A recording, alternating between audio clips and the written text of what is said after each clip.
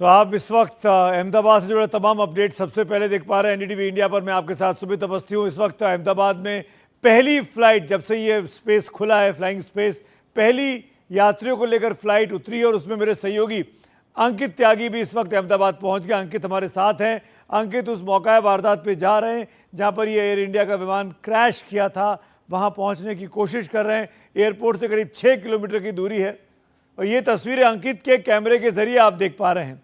वो अब वॉक कर रहे हैं, रास्ते बंद हैं उस तरफ जाने के क्योंकि एम्बुलेंसेस खड़ी हुई हैं, अभी भी रेस्क्यू ऑपरेशन चल रहा है। मैं उम्मीद कर रहा हूं कि अंकित आप मुझे सुन पा रहे होंगे। अंकित, क्या मुझे सुन पा रहे हैं?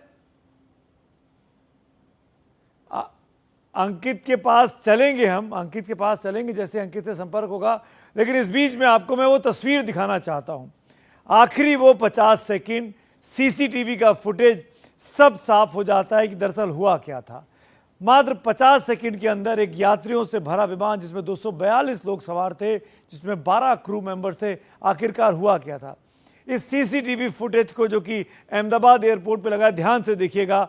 विमान उड़ता है, एक एक सेकंड काउंट करिएगा। रनवे पे है, विमान उड़ रहा है। AI-171 फ्लाइट नंबर है एयर इंडिया का, जो कि अहमदाबाद से उड़कर लंदन जा रहा था, लंदन के गेटेड एयरपोर्ट पर। और ये उड़ा विमान ऊपर उड़ने की कोशिश कर रहा है, लेकिन आप देखिएगा ये ऊपर नहीं जा पा रहा है।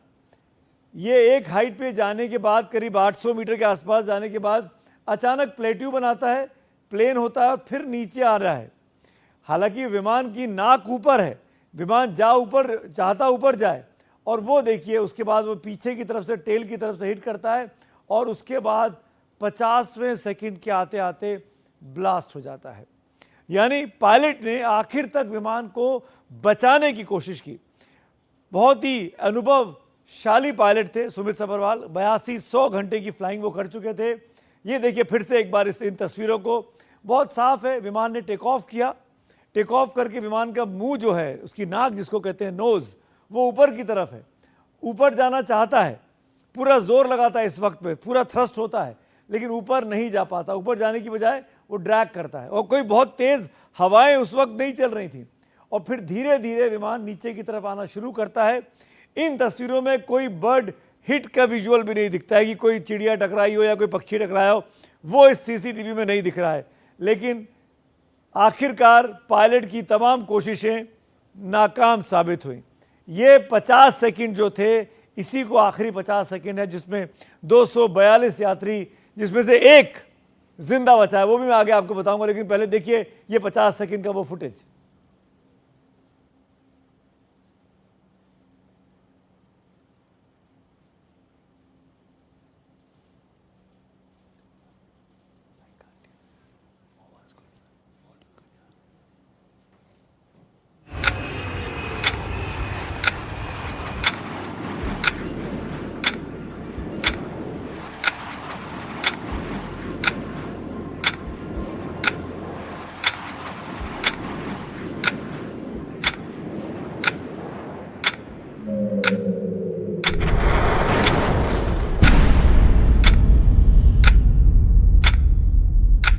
आप देख रहे हैं किस तरीके से ये आखिरी वो 50 सेकंड, ये अंतर्राष्ट्रीय विमान था। और ख़ास बात बता दूं, ये विमान अहमदाबाद से उड़ने के पहले दिल्ली से उड़कर अहमदाबाद गया, एक सेक्टर की फ्लाइंग पूरी की, फिर अहमदाबाद में इसमें जो दिल्ली वाले यात्री थे वो उतर गए, फिर नए सिरे से ये AI-171 बना, एयर इंडिया 171, और अब ये लंदन की तरफ जाना था इसको।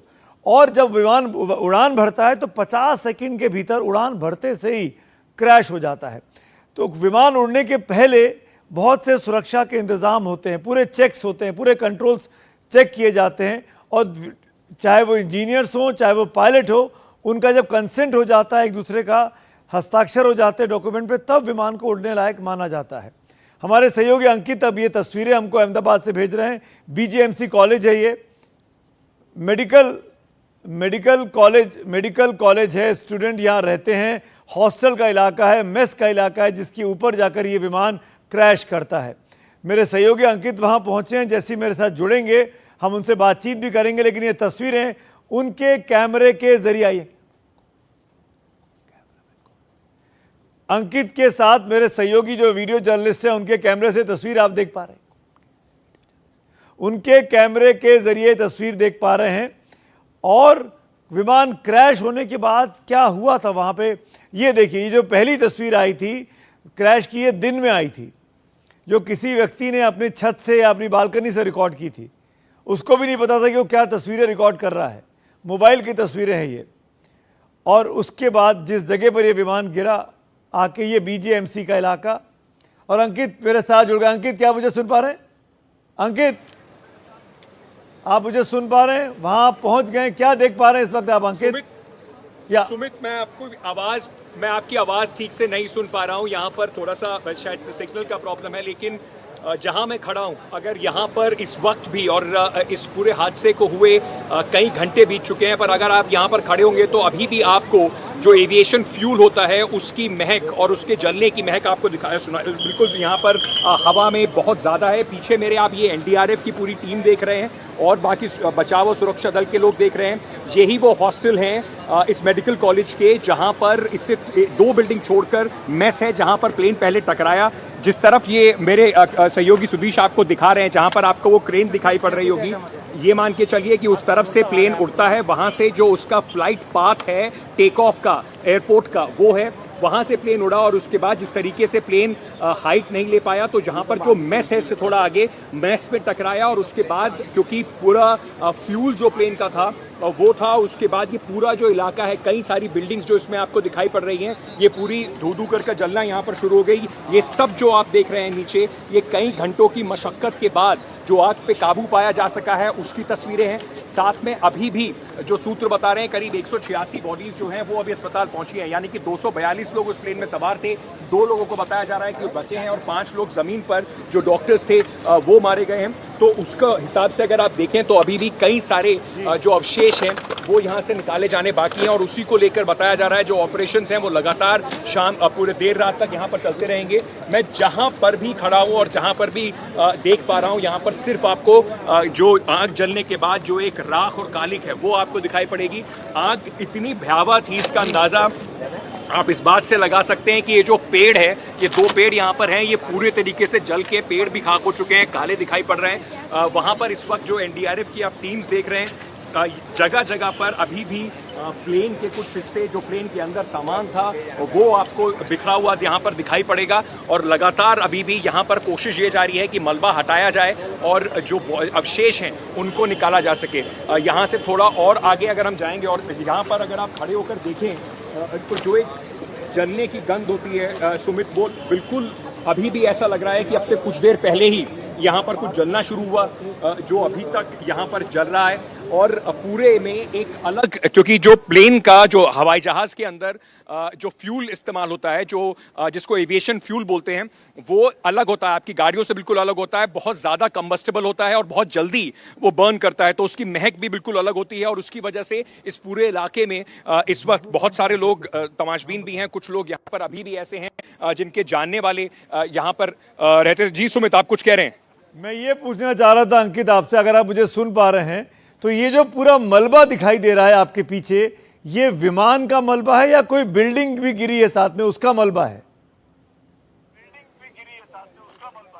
देखिए, ये जो मलबा है, ये यहाँ पर जो जमीन के ऊपर जो सामान था, प्लेन का भी कुछ मलबा है इसके अंदर, क्योंकि बिल्डिंग जो टूटी थी, वो बिल्डिंग जिसकी तस्वीरें भी आपने देखी, जिसमें प्लेन की पीछे विंग्स भी दिखाई पड़ रहे हैं, वो यहाँ 3 बिल्डिंग दूर है।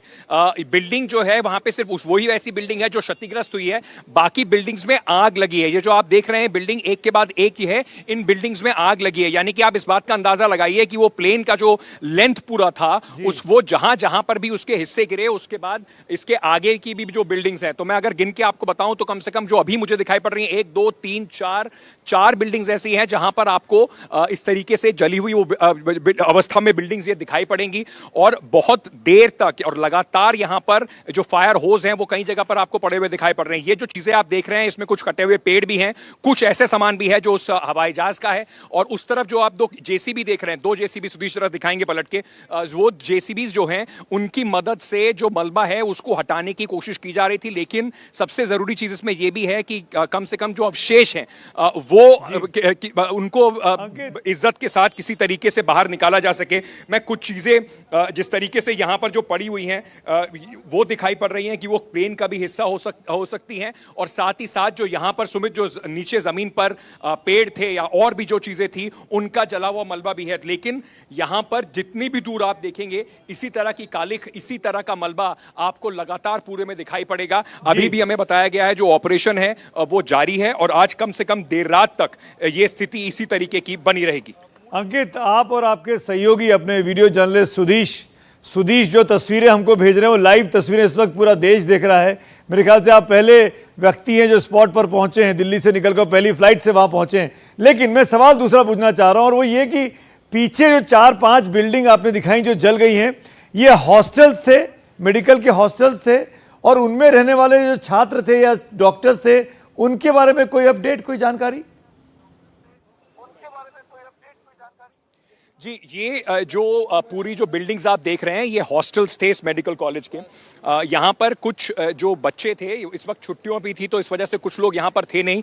मेस में जब वो प्लेन गिरा वो यहाँ से करीब 3-4 बिल्डिंग दूर है। आप यहीं के हैं आपको तो कितनी दूर है मेस यहाँ पर? सर यहाँ पे आगे कैंटीन है, अगर आगे से आप कवर कर पाओ तो। कर लेंगे। पहले मुझे बता दीजिए वहाँ पर कितने लोग थे उस समय जिस समय ये हादसा हुआ? हादसा हुआ तो उस वक्त करीबन 50-60 लोग थे। कैंटीन में डॉक्टर्स है जो यहाँ पे यानी सिविल हॉस्पिटल में जॉब करते हैं, और इन लोगों के ये क्वार्टर्स है जिनको सिविल हॉस्पिटल का जो स्टाफ है गवर्नमेंट डॉक्टर्स उनको एलोकेट किया हुआ है। तो ये सुमित जैसे कि आप सुन रहे थे देवांग में जी वो ये सब जो चीजें हैं ये शायद विमान का भी हिस्सा हो सकती हैं और बहुत ज़्यादा इनके पास जाने की कोशिश इसलिए भी नहीं करेंगे क्योंकि ये फोरेंसिक्स में बहुत अहम होगा जब इनकी पड़ताल की जाएगी। लेकिन देवांग, सुमित एक बात पूछ रहे थे, कितने डॉक्टर्स थे? ये सिविल हॉस्पिटल में जो डॉक्टर्स काम करते हैं उनके लिए हॉस्टल था ये। कितने लोग थे इन सब बिल्डिंग्स में? क्योंकि कम से कम ये 4-5 बिल्डिंग्स हमें सामने की और इनके पीछे वाली बिल्डिंग्स भी जली हुई दिखाई पड़ रही हैं। जी बिल्कुल, बता दें ये जो करीबन 150 से ऊपर यहाँ जो डॉक्टर थे MBBS जो पढ़ रहे हैं वो दोपहर का लंच का टाइम था। लंच के टाइम में यहाँ घर पे आए हुए थे खाना खाने, उसके दौरान ये जो है हादसा हुआ पूरा। उसमें करीबन 150 से ज़्यादा डॉक्टर अंदर थे, उनकी भी जो है यहाँ डेथ हो चुकी है और उनको भी 5 डॉक्टर्स की यहाँ पर डेथ हुई है और 50 के आसपास घायल 50 के आसपास जो है वो घायल हो चुके। लेकिन कहीं ना कहीं बात करें तो एक बड़ा हादसा था, अंक नहीं कर सकते अपने किसी को कि कितने लोग यहाँ थे। बिल्कुल। और सुमित, उसी को लेकर जो इस वक्त क्योंकि अभी भी लोगों में, जैसे मैं नगमा को भी पहले बता रहा था कि जब हम लोग एयरपोर्ट पे उतरे, पहली फ्लाइट दिल्ली से यहाँ पर उतरी थी और उसके बाद जब हम एयरपोर्ट पर उतर के यहाँ तक पहुंचे तो एयरपोर्ट पर अभी भी हमें कई ऐसे लोग मिले जिन्होंने अपनी फ्लाइट कैंसिल करा दी इस डर में, क्योंकि जाहिर सी बात है जो लोग आज फ्लाई कर रहे हैं उनके लिए एक डर का हिस्सा जरूर बन जाता है। और दूसरा, लोगों को अभी भी यहाँ पे यकीन नहीं हो रहा कि इस तरीके की घटना जो है वो अहमदाबाद में हो सकती है या कहीं पर भी हो सकती है। शायद सोचा नहीं था जिस तरीके की घटना जो आज हुई है। मैं एक बार जरा पलट के आपको सुधीर से दिखाएंगे, ये जो आप देख रहे हैं ये एक पूरे का पूरा पेड़ है। सुमित, यहाँ पे आपको जाता दिखाई पड़ेगा, ये दर्शकों को अंदाजा देगा कि जो फ्लाइट पाथ है एयरपोर्ट से वो फ्लाइट पाथ क्या है। यानी कि इसी फ्लाइट पाथ पर ये जो एयर इंडिया का लंदन जाने वाला विमान था यही उसका फ्लाइट पाथ था। रनवे से वो उड़ा, लेकिन जिस तरीके से वो हवाई जहाज अभी गया और अपनी पूरी ऊंचाई को ले जा पाया है वो ऊंचाई पर नहीं पहुंच पाया। और ये जो यहाँ पर मेडिकल कॉलेज का जो हॉस्टल बना हुआ है ये बिल्कुल एयरपोर्ट की दीवार के समझ लीजिए बिल्कुल साथ में लगा हुआ बना हुआ है। तो ये जो भी उड़ती हुई फ्लाइट है उनके फ्लाइट पाथ में आता है और क्योंकि वो हवाई जहाज ऊपर नहीं जा पाया तो सबसे पहले जो मेस है यहां से 3-4 बिल्डिंग दूर मेस पे टकराया और उसके बाद जो पूरा ये यहां तक का आप इलाका देख रहे हैं या धू-धू करके जल गया और उसमें इतने सारे लोगों की मौत हुई है। कम से कम अभी बताया जा रहा है 186 बॉडीज जो हैं वो अस्पताल में पहुंचाई गई हैं, लेकिन कुल मिला के 242 लोग इस हवाई जहाज में सवार थे क्रू मेंबर्स के साथ, और अभी भी 5 लोग जो जमीन पर थे। तो इसका मतलब अभी भी कई ऐसे बॉडीज हैं जो या अवशेष जो हैं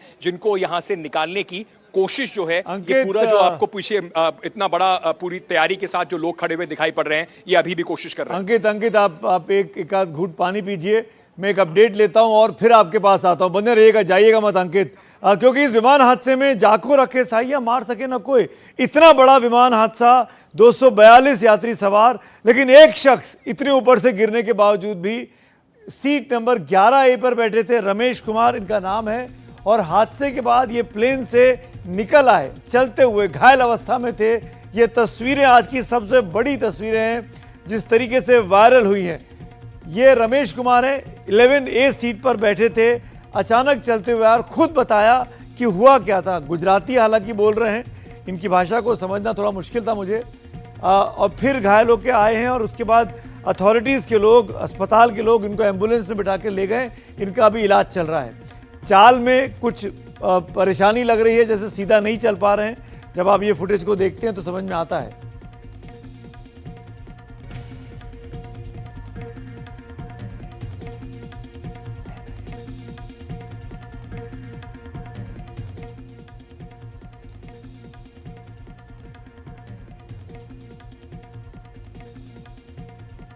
तो ये रमेश कुमार हैं जो इस विमान में 242 यात्री सवार थे, उनमें से एक ये थे और सीट नंबर 11A पर बैठे हुए थे।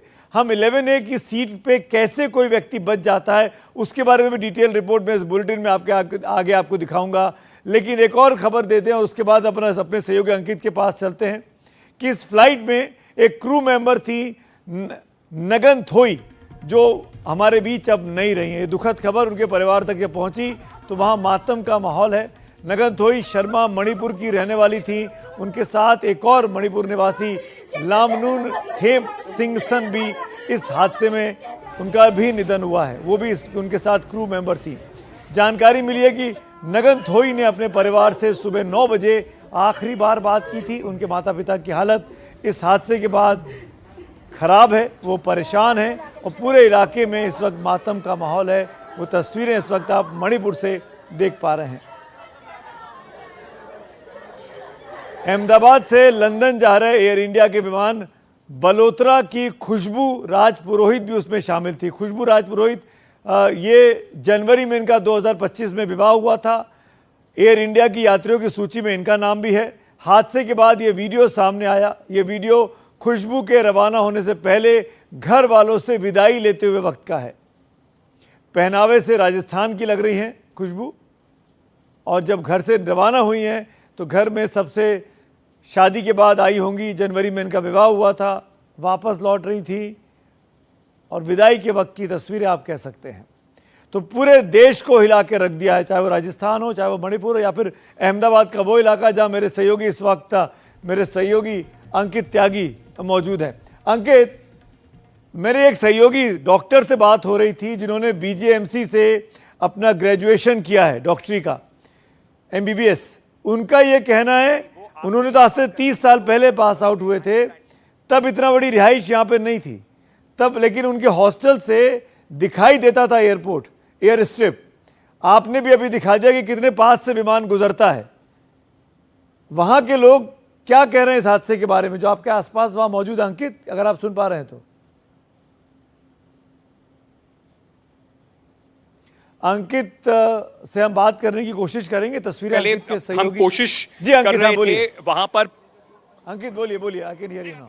जी, मैं कोशिश कर रहा था पहुंचने की मेस में। मैं उस रास्ते में आपको ये दिखाना चाहता हूँ। ये एक उसी हॉस्टल का दीवार है और इस दीवार को किस तरीके से क्षति पहुंची है, टूटी है। लेकिन उससे ज़रूरी चीज़ जो मैं आपको इस वक्त दिखा रहा हूँ, ये जो आप हिस्सा देख रहे हैं, ये प्लेन का एक दरवाज़ा है जो बाहर पड़ा हुआ है। ये जो हिस्सा है जिसको सुदीश इस वक्त दिखा रहे हैं, ये एक प्लेन का डोर है जो कि बाउंड्री वॉल से, यानी कि इम्पैक्ट के बाद यहाँ पर आके गिरा हुआ है। ये दीवार के साथ साथ जिस तरीके से पड़ा है आप उसको देख पा रहे हैं। अब मैं कोशिश करता हूं, यहाँ पर बहुत सारे you will see a lot of nuts and bolts, ये सब आप देखेंगे जो प्लेन के हिस्सा थे। यानी कि वहाँ जो प्लेन का बिल्कुल जिस तरीके से जल के या टूटने के बाद जो हालत हुई है, वो यहाँ पर ये पूरा जहाँ पे जो हिस्सा आप देख रहे हैं वो बयां करता है। मैं आपको कोशिश कर रहा हूँ और पास ले जाने की, right the spot where the impact happened, यानी कि जहाँ पर इम्पैक्ट हुआ था वहाँ पर हम आपको ले जाने की कोशिश कर रहे हैं। ये भी अलग अलग हिस्से हैं उस जहाज़ के जो आप इस वक्त देख रहे हैं। और जो वो बिल्डिंग आप मेरे पीछे देख रहे हैं, वो बिल्डिंग जो आप मेरे पीछे देख रहे हैं, ये भी बिल्डिंग है जिसपे प्लेन का इम्पैक्ट हुआ था। और ये बिल्डिंग पूरी तरीके से यहाँ पर भी जली हुई हालत में दिखाई पड़ रही है। मैं थोड़ा सा और आगे कोशिश करूंगा सुदेश के साथ जाने की। हम लोग आप एक वहां से अगर आप देख पाए टूटी हुई बिल्डिंग में जो आपको फिर एक और हिस्सा प्लेन का दिखाई पड़ेगा। अगर मैं गलत नहीं हूं तो ये शायद प्लेन का एक इंजन है जो आप वहां पर उस दीवार के साथ देख पा रहे हैं।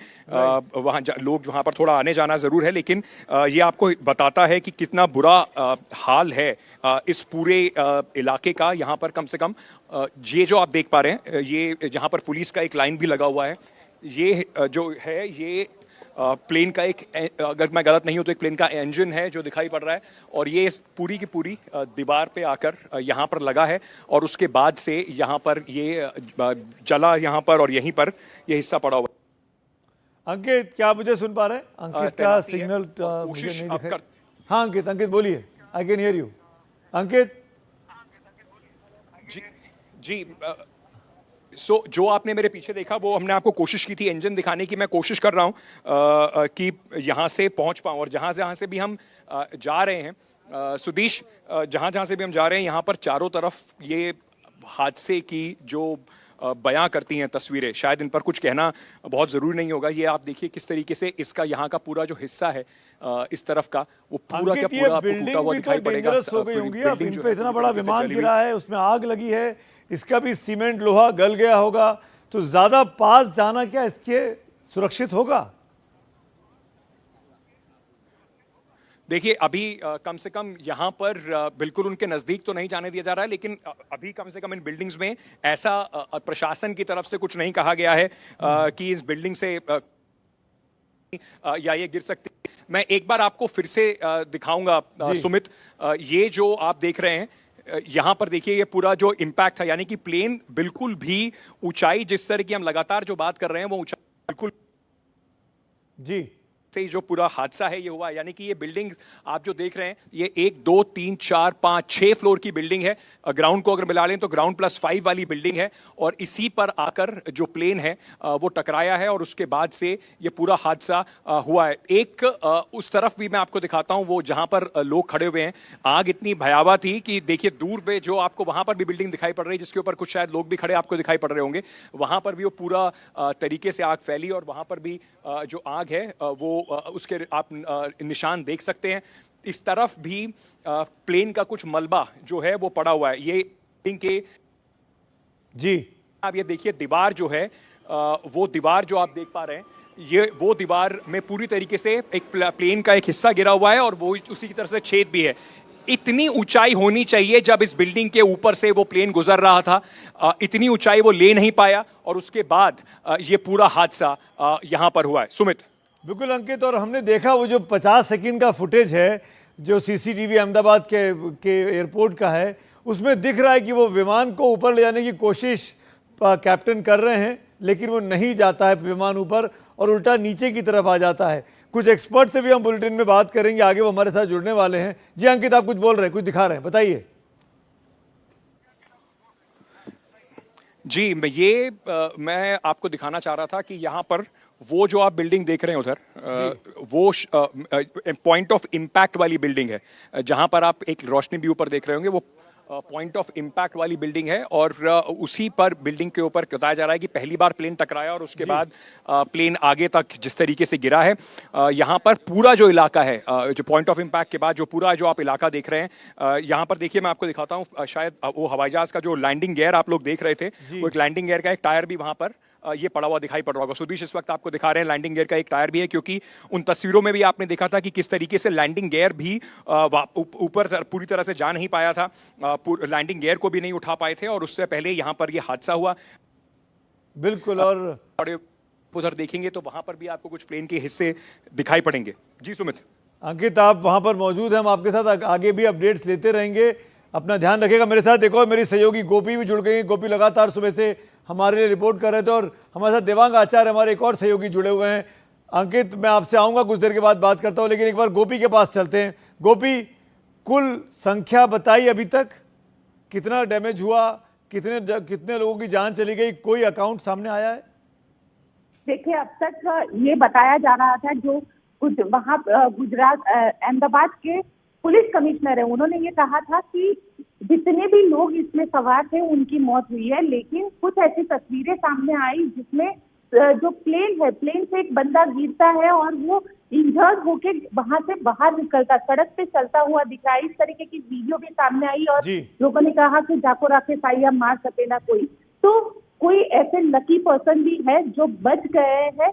हालांकि अब तक ये आंकड़ा साफ नहीं हो पाया है, क्योंकि अंकित ने बताया कि वहां पे मलबे को हटाने की काम जो है वो अभी भी चल रहा है, क्योंकि अभी भी बिल्डिंग में जहाँ पे कई जगह ऐसी है जहाँ पे आग अभी भी जल रही है। बिल्डिंग बहुत ज्यादा गर्म हो चुका है। बिल्डिंग को ठंडा करने की कोशिश दोपहर से ही की जा रही है, लगातार पानी फेंका जा रहा है।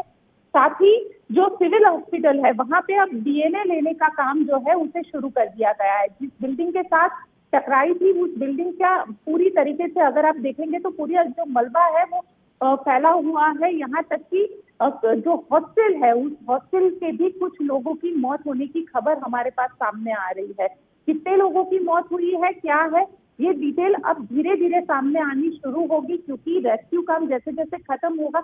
अब तक जितनी डेड बॉडीज, करीब 80 से ज्यादा जो डेड बॉडीज है उसे सिविल हॉस्पिटल में ला दिया जा चुका है, लेकिन अभी भी कुछ लोगों को निकालने का काम जो है वो वहां पे चल रहा है। तो यही फिलहाल जानकारी जो है हमें मिल पा रही है। अमित शाह वहां पे पहुंचे थे और बताया जा रहा है कि प्रधानमंत्री नरेंद्र मोदी भी पहुंच सकते हैं। हालांकि जो हादसा हुआ है बेहद दुखद हादसा हुआ है। कई सारे लोग जो थे गुजराती जो है, और उसमें भी ये बताया जा रहा है कि जैसे गुजरात बीजेपी के अध्यक्ष CR पाटिल का जब इंटरव्यू लिया गया तो उन्होंने कहा कि विजय रूपानी जो भारतीय जनता पार्टी के पूर्व अध्यक्ष भी रहे, गुजरात के पूर्व मुख्यमंत्री भी रहे, वो बहुत बड़ी हमारे लिए एक जिसे हम कह सकते हैं न भूलने वाली एक जगह वो छोड़ गए हैं। जी, विजय रूपानी जी गुजरात के जो पूर्व मुख्यमंत्री थे और अभी को पूर्व में केंद्रीय मंत्री थे, वो भी विमान में सवार थे और उनका भी इस हादसे में निधन होने की खबर अब पुष्टि हो गई है। मेरे साथ मेरे एक और सहयोगी वहीं जीएमसी अस्पताल से दिव्यांग जुड़े हुए हैं, दिव्यांग आचार्य। दिव्यांग, आप तो लगातार इस खबर को दिखा रहे हैं, सुबह से मैं आपकी रिपोर्टिंग देख रहा हूं, आपकी और गोपी की। क्या लोकल जो अथॉरिटीज़ हैं उनकी तरफ से जो काम किए जा रहे हैं उससे क्या जो परिजन वहां पहुंचे हैं वो संतुष्ट हैं?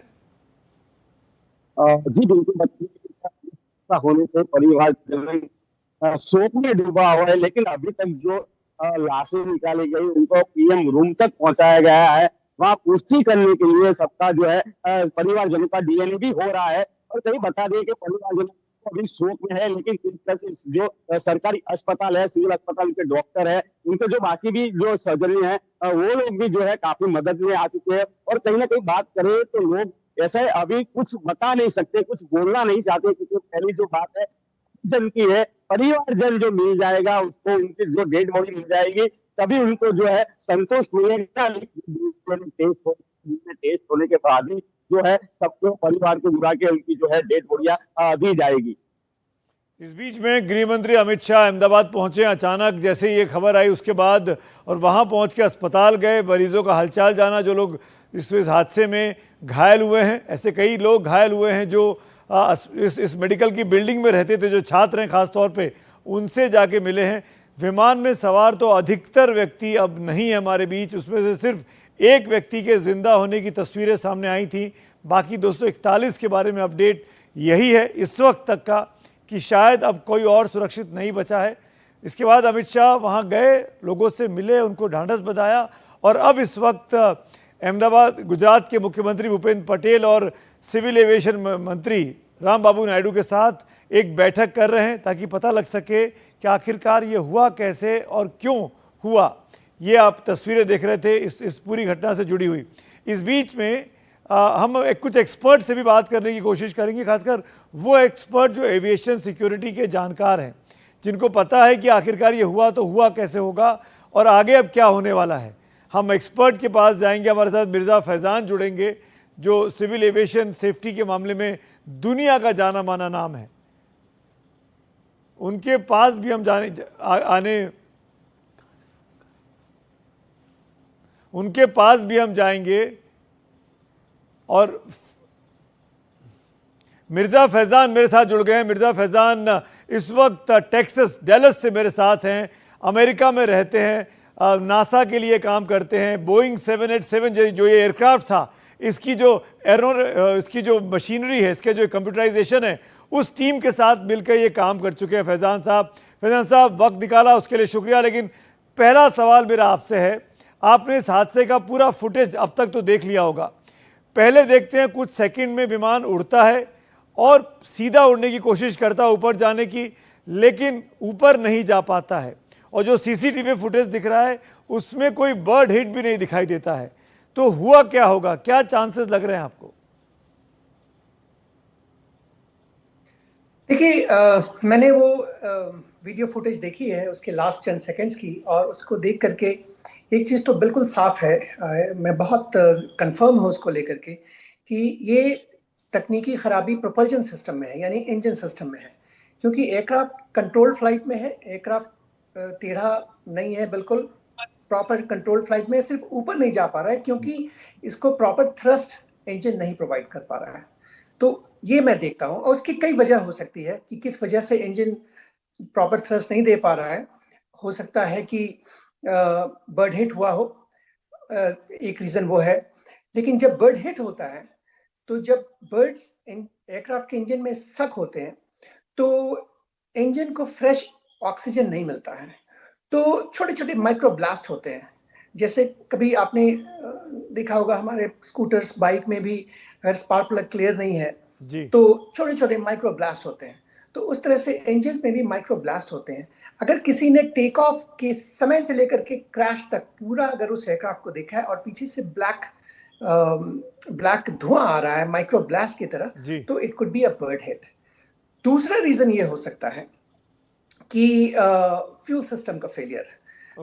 दोनों इंजन, चूंकि दोनों इंजन फेल हुए एक साथ, ये एयरक्राफ्ट डिजाइन होते हैं इस तरह से कि एक सिस्टम पर भी, एक इंजन पर भी ये फ्लाई कर सके। तो ये दुर्घटना तभी हो सकती है जब दोनों इंजन एक साथ फेल कर गया हो।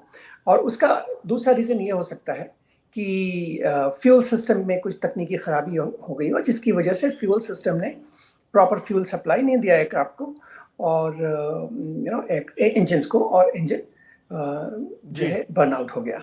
सो तीसरा जो सिर्फ प्रॉब्लम हो सकता है कि कोई फॉरेन ऑब्जेक्ट रनवे पर पड़ा हो, और फॉरेन ऑब्जेक्ट जब प्लेन टेक ऑफ रोल में रहता है रनवे पर, तो फॉरेन ऑब्जेक्ट इंजन के अंदर स्टक हो गया हो और उसकी वजह से इंजन में कोई तकनीकी खराबी हो गई हो। लेकिन इसके चांसेस भी कम है, क्योंकि फॉरेन ऑब्जेक्ट अगर एक होगा तो एक इंजन में जाएगा, दोनों इंजन को एक साथ वो नहीं कर पाएगा। तो ये अभी इन्वेस्टिगेशन का सिचुएशन है कि एग्जैक्टली इंजन फेलियर क्या हुआ, लेकिन देखने में तो मुझे लग रहा है कि ये इंजन फेलियर की वजह से हुआ है। फैज़ान साहब, बोइंग 787 एक बहुत ही मॉडर्न विमान है और कई सालों से इस्तेमाल हो रहा है। दुनिया भर की तमाम एयरलाइंस इसको यूज़ कर रही हैं। पूरी तरह कंप्यूटराइज इसका सिस्टम है।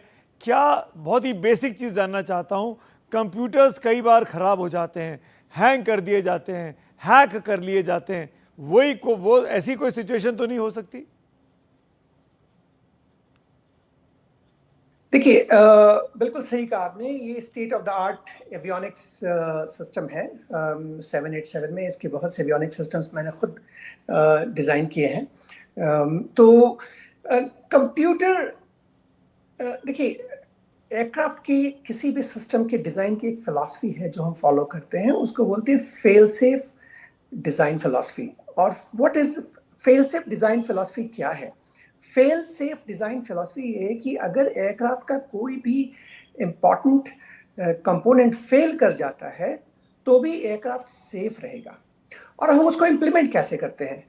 ऑफ कोर्स एक सिस्टम को बनाने में क्वालिटी प्रोसेस तो होते ही है, साथ ही साथ हम रिडंडेंसी देते हैं, यानी एक फेल हो गया दूसरा वहीं से उसको टेक ओवर कर लेगा, दूसरा फेल हो गया तीसरा टेक ओवर कर लेगा। तो अगर एक कंपोनेंट हैंग हो गया, हालांकि उसके चांसेस बहुत कम है, बिकॉज ये बहुत state of the art systems होते हैं। ये हमारे माइक्रोसॉफ्ट या किसी डेस्कटॉप की तरह नहीं हो कि हैंग करते हैं। लेकिन अगर एक हो भी जाता है तो दूसरा सिस्टम इमीडिएटली उसी सिचुएशन से, उसी स्टेट मशीन से उसको ओवरटेक करके और वहां से लेके चलेगा। तो ये चांसेस थोड़ा कम है। रही बात आपने हैक करने की, ये आजकल of course hacking is a possibility. Technology की दुनिया में किसी चीज को मैं नकार नहीं सकता, लेकिन एयरक्राफ्ट के सिस्टम इतने ज्यादा सिक्योर होते हैं कि वो बिल्कुल ना के बराबर है। आज तक देखा नहीं गया, वो ना के बराबर है। जी फैजान साहब, हम वो तस्वीरें देख रहे हैं इस वक्त जो चल रही हैं स्क्रीन के ऊपर, विमान के टेक ऑफ की। प्लेन उड़ रहा है, सीधे उड़ रहा है, नोज ऊपर की तरफ है, ऊपर जाने की कोशिश कर रहा है, लेकिन ऊपर नहीं जा पा रहा है। बर्ड हिट भी नहीं दिखाई देता है, कम से कम इस सीसीटीवी फुटेज में। पायलट अनुभवी थे, 8200 घंटे का उनका फ्लाइंग आवर्स था सुमित सभरवाल का। समझ में नहीं आ रहा है। जी बिल्कुल सही कह रहे हैं, और मुझे यहाँ ह्यूमन एरर तो बिल्कुल ही नहीं दिख रहा है। नॉर्मली प्लेन क्रैश में सबसे आसान होता है कि it's easy to blame the dead man, तो उनको आप ब्लेम कर दीजिए, लेकिन आप ये समझिए एक पायलट की जान बेखुद खतरे में है। और मैं नहीं कहता कि, मुझे नहीं लगता ऐसा कि ये पायलट एरर होगा। ये काफी एक्सपीरियंस पायलट है। वो पायलट कैप्टन साहब जो है वो सब बड़े टफ सिचुएशन में रहे होंगे, क्योंकि आपकी हाइट कम है।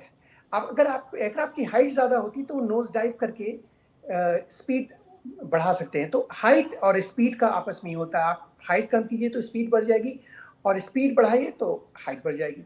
तो इस तरह से होता है। तो वो इस सिचुएशन में रहे होंगे कि वो नोज डाइव करके हाइट भी नहीं, स्पीड भी नहीं बढ़ा सकते, क्योंकि बहुत कम हाइट पे रहे हैं और इंजन पावर दे नहीं रहा है। तो बड़े पेशोपेश में, बड़े कश्मकश में रहे होंगे उनके लास्ट क्षण, और उनकी प्लेन के कंट्रोल को देख के लग रहा है कि टिल हिज लास्ट मोमेंट, अपने आखिरी क्षण तक उन्होंने काफी अच्छी एविएशन फ्लाइंग का प्रदर्शन किया है उन्होंने। बिल्कुल, ही ट्राइड हिज बेस्ट, लेकिन डेस्टिनी में कुछ और लिखा था।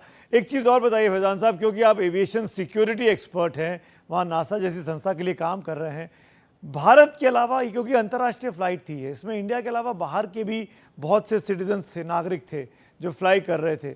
अब जब जांच होगी तो क्या हर देश की अपनी अपनी जांच होगी या एक जांच होगी? क्या सिस्टम क्या है? देखिए, लॉ ये है कि एक तो इन्वेस्टिगेशन होगा, और बहुत ही एग्जॉस्टिव इन्वेस्टिगेशन होगा, जैसा हर प्लेन क्रैश में होता है। क्योंकि प्लेन क्रैश एक मुल्क का, एक शहर का मामला नहीं है। प्लेन क्रैश तो इंटरनेशनल है। ये प्लेन पूरी दुनिया में हर जगह जाते हैं, हर जगह फ्लाई कर रहे हैं। तो पूरी दुनिया के लोग जो है जानना चाहते हैं कि ये प्लेन क्रैश क्यों हुआ। लॉ ये है कि किसी भी कंट्री के 20 से ज्यादा सिटीजन अगर उस एयर क्रैश में डेथ होता है उनका, तो उस कंट्री का भी एक रिप्रेजेंटेटिव, एक रिप्रेजेंटेटिव या एक कमेटी उस प्लेन क्रैश का हिस्सा बनती है। बोइंग चुकी है, बोइंग की भी एक टीम आएगी, उस प्लेन क्रैश का हिस्सा बनेगी। तो ये एक इंटरनेशनल इन्वेस्टिगेशन होने वाला है। ये सिर्फ इंडिया तक रहने वाला इन्वेस्टिगेशन नहीं है। ओके, बहुत बहुत शुक्रिया फैजान साहब, आपने वक्त निकाला, जुड़े हमारे साथ वहाँ डेलस से। तो जिस तरीके से बता रहे एक्सपर्ट, उसके मुताबिक 3-4 वजह हो सकती हैं जो इस हादसे के कारण हो सकते हैं।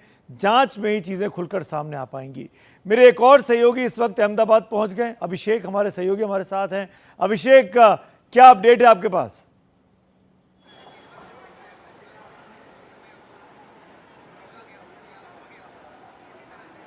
अभिषेक, क्या आपको मेरी आवाज आ रही है? अभिषेक से हम बात करने की कोशिश करेंगे। अहमदाबाद पहुंचे हैं वो, और बहुत से जो परिजन थे, मुझे आवाज नहीं आ रही है, वही तो बोल रहा हूं आप। वही बहुत से परिजन थे जो पहुंचे अस्पताल में, और उनकी हालत बड़ी बेचैनी वाली थी। उनको समझ में नहीं आ रहा था कि वो जाए तो जाए कहाँ। जैसे कि अभी मेरी सहयोगी गोपी ने बताया, दिबांग ने बताया कि अस्पताल में डीएनए सैंपल कलेक्शन का काम शुरू हो गया है, और डीएनए सैंपल इसलिए लिए जा रहे हैं कि बहुत सी जो शव हैं वो इतने क्षत विक्षत हो गए हैं, इतने क्षतिग्रस्त हो गए हैं कि उनको पहचानना मुश्किल है। इसीलिए डीएनए सैंपल, ब्लड सैंपल लिए जा रहे हैं। अभिषेक मेरे साथ जुड़ गए हैं दोबारा। अभिषेक, क्या अपडेट है आपके पास? जी, जाहिर तौर पर जिस तरीके से दुर्घटना घटी है, आप समझ सकते हैं किस तरीके से वहाँ पर जो बचाव कार्य किया जा रहा है। और ऐसे में जो वहाँ पर शरीर निकाले जा रहे हैं, बॉडीज़ निकाले जा रहे हैं, उनको आइडेंटिफाई करना बहुत ही डिफ़िकल्ट हो गया है। और ऐसे में सरकार ने ये कह दिया है कि डीएनए सैंपलिंग की जाए। और जहाँ तक कि परिजनों का सवाल है, हॉस्पिटलों में है, यहाँ पर जिस तरीके से हर तरीके से अहमदाबाद पुलिस के द्वारा भी एक नंबर जारी किया है, इमरजेंसी नंबर, कई गाइडलाइंस दी गई है जिसको लोग फॉलो करें। एयर इंडिया लगातार पोस्ट करके ये बता रहा है। जो लेटेस्ट पोस्ट किया गया है उसमें साफ तौर पे कहा गया है कि जो परिजन मुंबई और दिल्ली से अहमदाबाद आना चाहते हैं उनके लिए स्पेशल फ्लाइट्स का आयोजन किया गया है। साथ ही जी अभिषेक, एक मिनट, अमित शाह जी कुछ बोल रहे हैं।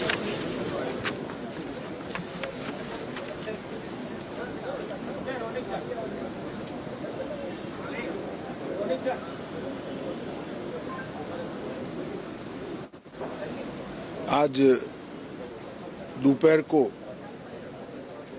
एयर इंडिया की फ्लाइट संख्या AI 171 दुर्घटनाग्रस्त हुई और कई पैसेंजर इसके अंदर हताहत होने की संभावनाएं हैं। इस घटना से पूरा देश क्षुब्ध है और पूरा देश एक साथ पूर्ण संवेदनाओं के साथ ये जो दुर्भाग्यपूर्ण हादसे में पैसेंजर हताहत हुए हैं, इनके परिजनों के साथ खड़ा है। सबसे पहले मैं भारत सरकार, गुजरात सरकार, भारत सरकार के प्रधानमंत्री जी और गुजरात सरकार की ओर से भी जो लोग हताहत हुए हैं इनके परिजनों के प्रति गहरी संवेदना व्यक्त करता हूं। 10 ही मिनटों में हादसे के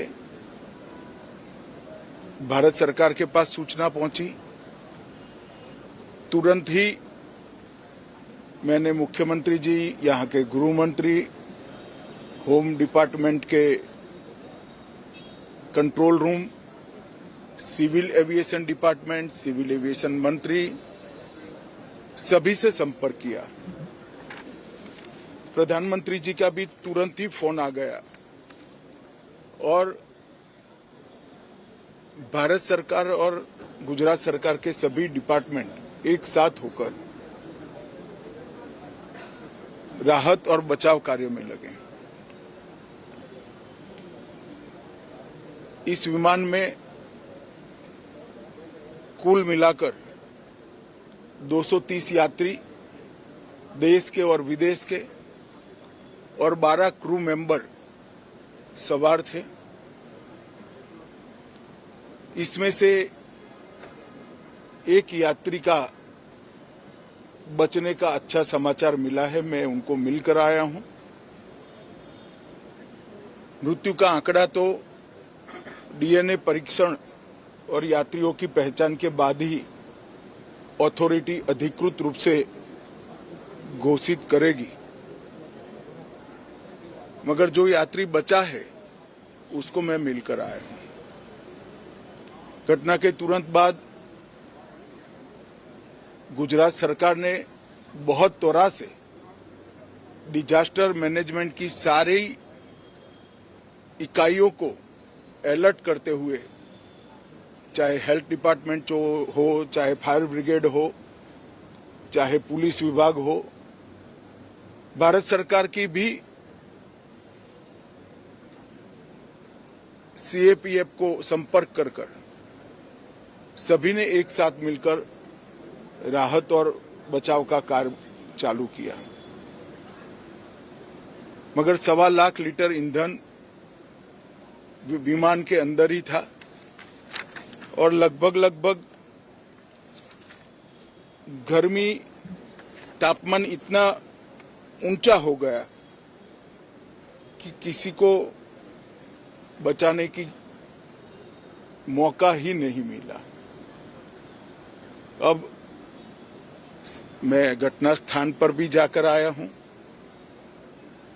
सारे यात्रियों के मृतदेह को बाहर निकालने का काम लगभग समाप्त हो चुका है। जितने यात्रियों के परिजन यहां पहुंच चुके हैं वो सबका डीएनए लेने की कार्यवाही भी 2-3 घंटों में समाप्त हो जाएगी।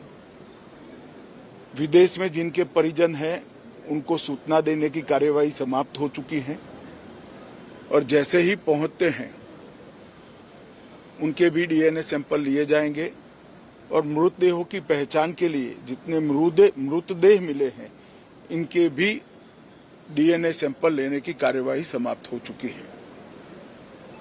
गुजरात में ही लगभग 1000 के आसपास डीएनए टेस्ट करने पड़ेंगे। ये सभी टेस्ट करने की क्षमता गुजरात में विकसित है, तो डीएनए टेस्टिंग के लिए कहीं गुजरात के बाहर जाने की जरूरत नहीं पड़ेगी। गुजरात की एफएसएल और नेशनल फॉरेंसिक साइंस यूनिवर्सिटी दोनों मिलकर कम से कम समय में डीएनए का परीक्षण पूरा करने के बाद परिवारजनों को अपना मृतदेह परिजन का मृतदेह सौंपने का काम करेंगे। उनके रहने की सुविधा, उनकी सांत्वना की सुविधा, जिनको मेडिकल प्रॉब्लम ट्रॉमा के कारण हुए इनकी मेडिकल की सुविधा, ये सारी व्यवस्था बहुत सुचारू रूप से हो चुकी है। अभी रिव्यू मीटिंग में सारी व्यवस्थाओं को हम सब मंत्रियों ने साथ में मिलकर देखा है। एविएशन डिपार्टमेंट ने अपनी जांच शुरू कर दी है और जांच तेजी से आगे बढ़े इसके लिए भी एविएशन मंत्री जी ने सूचनाएं दी है। मैं फिर से एक बार राहत काम में जिन जिन एजेंसियों ने त्वरा के साथ बचाव और राहत का काम किया वो सभी का धन्यवाद करना चाहता हूं और फिर से एक बार जिन्होंने अपने परिजनों को गंवाया है, हताहत हुए हैं, वो सभी को मनपूर्वक संवेदनाएं व्यक्त करता हूं। मैं एक बार जरूर कहना चाहता हूं कि ये एक्सीडेंट है, एक्सीडेंट को कोई रोक नहीं सकता, परंतु 365 दिन 24 घंटा इस तरह की घटना के लिए प्रशासन का जो अलर्टनेस है उसकी कसौटी उसी वक्त होती है जब ऐसी घटनाएं होती है। और आज गुजरात के डिजास्टर मैनेजमेंट की तैयारियों का एक प्रकार से दुर्भाग्यपूर्ण तरीके से मगर कसौटी हुआ और बहुत त्वरा के साथ यहाँ पर काम किया गया, वो पूरे देश के मीडिया के सामने और परिजनों के सामने भी आया है। अंत में मैं फिर से एक बार सम्माननीय प्रधानमंत्री नरेंद्र मोदी जी की ओर से, भारत सरकार और गुजरात सरकार की ओर से सभी हताहत लोगों के परिजनों के प्रति गहरी संवेदना व्यक्त करता हूं। धन्यवाद।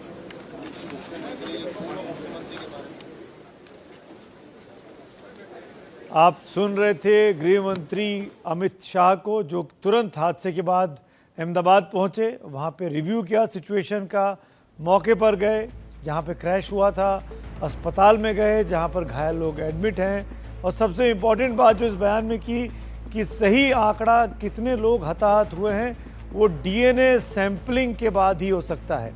तमाम डीएनए कलेक्ट कर लिए गए हैं और जो शव मिले हैं उनसे उनका मिलान होगा, उसके बाद ही सही आंकड़ा पता चल पाएगा कि इस हादसे में कितने कुल लोगों का देहावसान हुआ है। राहत बचाव में तमाम एजेंसियां लगी हुई हैं, पूरे मुस्तैदी से काम कर रही हैं। प्रधानमंत्री और पूरे प्रशासन जो है वो मदद कर रहा है और गुजरात के जो डिजास्टर मैनेजमेंट सिस्टम है उसने बहुत तेज़ी से काम किया। ये मौका ही नहीं मिला, इतनी सब कुछ इतनी तेज़ी में हो गया। मे डे कॉल जब पायलट ने दिया कैप्टन सुमित सबरवाल ने, उसके बाद इतना वक्त ही नहीं मिला कि कोई मदद पहुंचाई जा सके। महज 50 सेकंड में इतना बड़ा हादसा हो गया। विमान उड़ा और 50वें सेकंड में उसका क्रैश हो गया। इसीलिए इतना बड़ा हादसा, और उसके बाद लगातार इसकी खबरें, आप तमाम अपडेट्स उसी वक्त से दोपहर में 1:30-2 बजे से NDTV पर भी लगातार देख रहे हैं। दोपहर में 1:39 का ये वाकया है जब ये हादसा हुआ। प्लेन उड़ा और उड़ने के महज 50 सेकंड के भीतर जब वो मात्र 750-800 मीटर की ऊंचाई पर था, वो एक ऐसी बिल्डिंग पर गिरा जो कॉलेज का हॉस्टल था, जहां मेडिकल कॉलेज के स्टूडेंट्स रहते हैं, उनका मेस था। ये मलबा जो आपके सामने स्क्रीन पर है इन तस्वीरों में, ये उसी विमान का मलबा है और उस बिल्डिंग का मलबा है जो वहां पर जहां पर यह हादसा हुआ। इस बीच में अभी तक जो खबर आई है उसके मुताबिक इन 230 यात्रियों में, जिसमें इसके अलावा 12 क्रू मेंबर भी थे इस AI-171 में, 169 भारतीय नागरिक थे और 53 ब्रिटिश नागरिक शामिल थे। सपनों और उम्मीदों के साथ उड़ान भरने वाले थे तमाम लोग और अपने परिवार, दोस्तों और अपनों से हमेशा के लिए आज ये बिछड़ चुके हैं। रोते बिलखते परिवार अब सिर्फ अपनों को खोज रहे हैं, अस्पताल के चक्कर काट रहे थे। लेकिन अभी अमित शाह जी ने इस बात को साफ किया कि अब DNA सैंपलिंग का काम पूरा हो गया है, उसके बाद पता लग पाएगा कि किसका शव मिला और किसका अब तक नहीं मिला है। आइए देखते हैं परिजनों पर क्या गुजरी।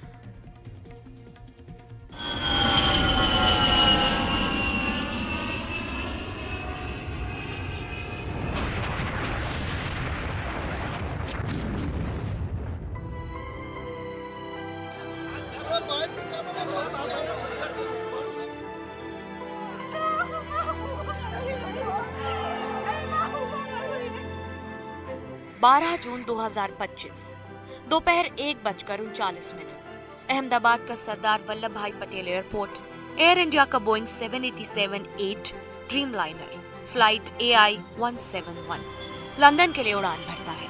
लेकिन सिर्फ 2 मिनट बाद 1:40 पर आसमान में काला धुआं और चीख पुकार गूंज उठती है। विमान मेघानी नगर के रिहायशी इलाके में क्रैश हो जाता है। एक हिस्सा BJ मेडिकल कॉलेज के डॉक्टर्स हॉस्टल की 7वीं मंजिल से टकराता है। आग की लपटें, धुआं और मलबा, सब कुछ ही पलों में तबाही की कहानी लिख देता है। हमने बहुत भयानक इधर क्रैक हुआ प्लेन और अंदर से 5-6 लोग हमने बचाया और सिविल के अंदर सार्वजनिक करने हम भेज दिए, तो किसी की ताकत नहीं के अंदर जा सके। इस विमान में 230 यात्री और 12 क्रू मेंबर सवार थे। इनमें गुजरात के पूर्व मुख्यमंत्री विजय रूपानी भी थे, जो अपने बेटे से मिलने लंदन जा रहे थे। हर यात्री की अपनी कहानी रही होगी। कोई अपने बच्चों से मिलने जा रहा होगा, कोई हनीमून के सपने सजाए होगा, तो कोई बिजनेस के नए रास्ते तलाशने। लेकिन एक पल में सब कुछ खत्म हो गया। पायलट ने क्रैश से पहले मेडे कॉल किया, जो तकनीकी खराबी की ओर इशारा करता है। सारा नर्सा બધા પ્રસંગોમાં બધાની સાથે હાજરી પુરાવે એટલા લાગે છે। अहमदाबाद के सिविल अस्पताल के बाहर चीख पुकार सुनने को मिली। विमान दुर्घटना से प्रभावित परिवार के लोग अस्पताल के बाहर आस लेकर खड़े दिखे। वे अपने परिवार वालों के बारे में जानकारी लेने के लिए यहाँ आए थे।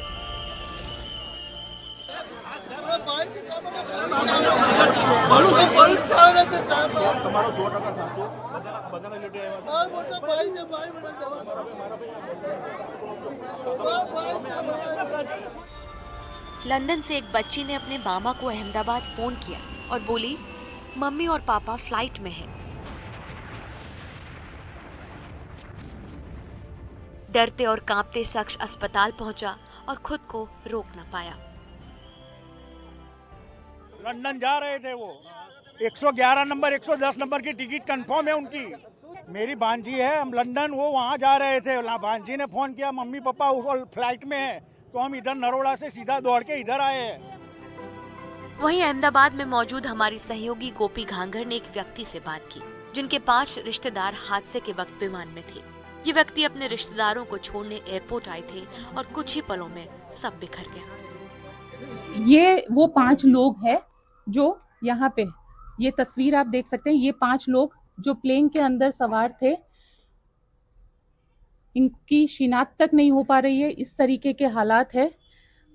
आपसे एक चीज पूछते हैं, ये कौन है आपके रिलेटिव, बेटी है, कौन है ये लोग? हमारे फ्रेंड है, दोस्त है हमारे। मेरी लड़की इनके घर पे रहती है, वहाँ पे लंदन। और ये लोग अहमदाबाद में आए हुए थे? वेकेशन करने के लिए आए। वेकेशन करने के लिए अहमदाबाद आए, बकरीद मनाने के लिए। और आज आप ड्रॉप करने आए थे उनको एयरपोर्ट पर? उसके एयरपोर्ट पे ड्रॉप करने आए थे। नगनथोई शर्मा मणिपुर के मैती समुदाय की एक बेटी। इस विमान में वो चालक दल का हिस्सा थी। उनके घर वालों को जब यह खबर मिली तो वो बिलख पड़े। ये विमान हादसा अपने साथ और भी कई हादसों का सैलाब लेकर आया। क्रैश के बाद विमान एक मेडिकल कॉलेज के हॉस्टल से टकराया।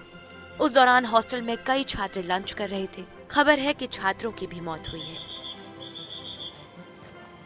मैं जा चुका था खाने के बाद, but after 5 minutes I listened the large bomb and I suddenly saw the black out the whole place। देखा तो ऐसा कुछ प्लेन क्रैश हुआ, ऐसा मुझे लग रहा है कि भाई ऐसा प्लेन क्रैश हुआ होगा। बाद में मैंने देखा कि भाई ऐसा कुछ पॉजिटिविटी होगी, मतलब इंजरी होगी, कुछ लोगों को ज्यादा होगी। आधे लोग ऐसे ट्रॉमा सेंटर में आ चुके हैं और देखा है तो 4-5 स्टूडेंट की ऐसी कंडीशन बहुत सीवियर थी, but most of us we can see and they are all now stable। केंद्रीय नागरिक उड्डयन राज्य मंत्री मुरलीधर मोहुल ने इस दुर्घटना को दुर्भाग्यपूर्ण बताया है। वरिष्ठ लेवल पे हमारी मीटिंग भी अभी यहाँ पे हुई है, उसमें हमारे सेक्रेटरी थे, डीजीसीए थे। तो एक्चुअली उसमें रीजन क्या है, कितनी कैजुअलिटीज है, और वहाँ पे अभी इमरजेंसी में जो बचाव राहत का कार्य चल रहा है उस पर चर्चा हुई है। अभी किसी बात पर बोलना यानी कि कितनी कैजुअलिटी हुई, क्या हुआ, तो उस पर थोड़ा टाइम लगेगा। पहला मुझे लगता है कि प्रायोरिटी हमारी यही है कि जो वहाँ पे लोग फंसे हैं, जो लोग अभी वहाँ पे इंजर्ड है, उनको बाहर निकालना है, उनको इमरजेंसी में मदद करना है। ये भयानक हादसा उन सैकड़ों परिवारों का जीवन भर का दर्द है जिन्होंने अपनों को खो दिया। हर यात्री की एक कहानी थी जो अब अधूरी रह गई। हमारी संवेदनाएं पीड़ित परिवारों के साथ हैं, लेकिन एक सवाल भी है कि क्या ये हादसा रोका जा सकता था? Bureau report, NDTV India. 40 साल में इतना बड़ा हादसा कभी नहीं हुआ, और ड्रीम लाइनर जैसे बोइंग के विमान के साथ तो कभी नहीं हुआ दुनिया भर में। ये वाकई में बहुत बड़ा हादसा, भयावह तस्वीरें हमारे सामने आई। हमने भी सोचा कि बोइंग 787 इतना सुरक्षित विमान है, इसमें यह हादसा कैसे हो सकता है। इस 360 डिग्री व्यू आपको दिखाता हूं कि आखिरकार पायलट और को पायलट कैसे काम करते हैं इस विमान के भीतर। ये देखिए, ये 360 व्यू है, और जब कैमरा पैन होकर पहुंचता है कॉकपिट की तरफ, और ये 2 सीटें आगे होती हैं जिसमें पायलट और को पायलट बैठे होते हैं। यहाँ पे इसको फ्रीज कर दीजिए इस जगह पर, और अगर हम इसको ऊपर करें थोड़ा सा 360 व्यू में, तो सामने रनवे दिखाई देता है। एक तरफ पायलट बैठते हैं, एक तरफ को पायलट बैठते हैं। तो सुमित सभरवाल एक तरफ थे जिनके पास 8200 घंटे का फ्लाइंग का एक्सपीरियंस है, और दूसरी तरफ उनके को पायलट थे क्लॉडिया, जिनके पास करीब 1200 घंटे का फ्लाइंग का एक्सपीरियंस है। वो सुरक्षित हाथों में ये विमान था, पूरी तरह कंप्यूटराइज्ड होता है। आप देख सकते हैं तमाम कंट्रोल ऊपर लगे हुए हैं, हर एक स्क्रीन लगी हुई है। मैं क्लियर कर दूं, मैं खुद पायलट नहीं हूं, पर पायलट की जो स्क्रीन होती है वो इतनी सारी चीज़ें होती हैं, 2 व्यक्ति मिलकर इन तमाम बटन्स को कंट्रोल करते हैं। ये रियल तस्वीर होती है 787 के सिमुलेशन के लिए जब सिखाया जाता है तो इसी कंप्यूटराइज तरीके से सिखाया जाता है। आगे 2 लिवर आपको दिखाई दे रहे हैं, एक उधर काले रंग का, एक इधर काले रंग का। इस लिवर को पकड़ता है, आपने कई फिल्मों में, कई डॉक्यूमेंट्रीज में देखा होगा, और वो पायलट के हाथ में होता है जिसके ज़रिए टेक ऑफ और लैंडिंग होती है। तो ये तस्वीर कुल मिला के होती है एक 787 के भीतर के कॉकपिट की। ये पूरी तस्वीर आपके सामने इस वक्त आपको दिखाई दे रही है। 2 शख्स के बैठने की जगह, एक पायलट की और को पायलट की, और ये तमाम पूरा कंट्रोल रूम। ये जब चेक हो जाता है, पूरी तरीके से मुतमईन हो जाते हैं पायलट को पायलट, और फिट टू फ्लाई सर्टिफिकेट पे साइन करते हैं ग्राउंड इंजीनियर्स भी और पायलट भी। उसके बाद ही विमान उड़ान भरता है। ये एक इम्पॉर्टेंट चीज़ थी, मुझे लगा आपको ज़रूर दिखाना चाहिए कि आखिरकार कॉकपिट में पायलट कैसे काम करता है। जैसे कि हमने एक्सपर्ट से बात की, उन्होंने साफ कहा कि इस हादसे में लगता नहीं है कि कोई ह्यूमन एरर होगा, क्योंकि आखिर तक पायलट के इंटेंशंस ऐसे लग रहे हैं कि उनको वो विमान को गिरने से बचा रहे हैं। खैर, ब्लैक बॉक्स जब मिलेगा विमान का, जिसके अंदर पूरी रिकॉर्डिंग होती है, उसके ज़रिए ही क्लैरिटी आ पाएगी उस जांच कमीशन में, जो कि जिसकी जांच शुरुआत हो चुकी है कि आखिरकार हादसा हुआ तो हुआ कैसे, टेक्निकल स्नैक था या कोई और वजह रही। खैर, जो भी होगा, तमाम अपडेट्स आपको आगे भी मिलते रहेंगे।